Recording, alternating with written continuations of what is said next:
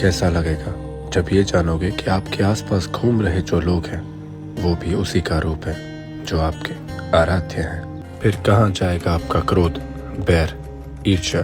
जब तक ये जानोगे बहुत देर हो चुकी होगी।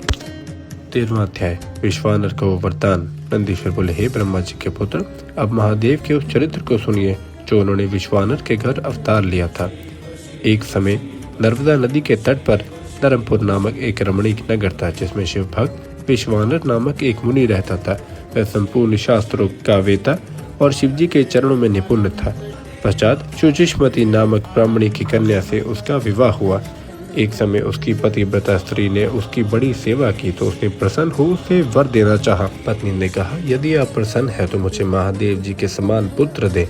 तब उसके ऐसे वचन सुन वह पति ब्राह्मण समाधि में स्थित हो इस पर विचार करने लगा कि स्त्री ने कितना दुर्लभ वर मांगा है, परंतु जो कुछ हो भगवान शंभू की इच्छा बिना नहीं होता। ऐसा विचार कर उस एक पत्नी व्रत में स्थित ब्राह्मण ने अपनी पत्नी से कहा, विश्व के ईश्वर भगवान शिव है, मैं वहाँ तप करने जाता हूँ, तुम किसी बात की चिंता न करना। ऐसा कह वह काशी में जा मणिकर्ण घाट पर उसके दर्शन कर अपने सैकड़ों जन्मों के पाप दूर किए तथा वहाँ के विश्वेश्वर आदि शिवलिंगों का दर्शन कर अब कुआं, बावड़ी और तालाबों में स्नान कर संपूर्ण तीर्थों स्थानों में पिंडदान किया।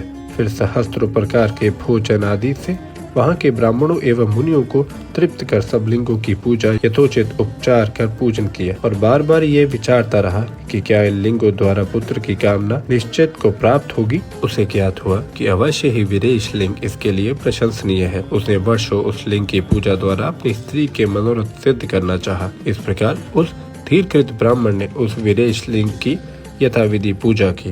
1 वर्ष तक निराहार और केवल जल पीकर अद्भुत तप किया। तब 13वें महीने में जब एक दिन वह प्रातःकाल गंगा के जल में स्नान कर लिंग का पूजन करने गया तो उसी समय उस तपोधन लिंग के मध्य भाग में स्थित हुए 8 वर्ष के एक सुंदर बालक को देखा तो बड़ा ही सुंदर पीला चटा और मुकुट लगाए नग्न तथा हंसता हुआ उसकी ओर देख रहा था।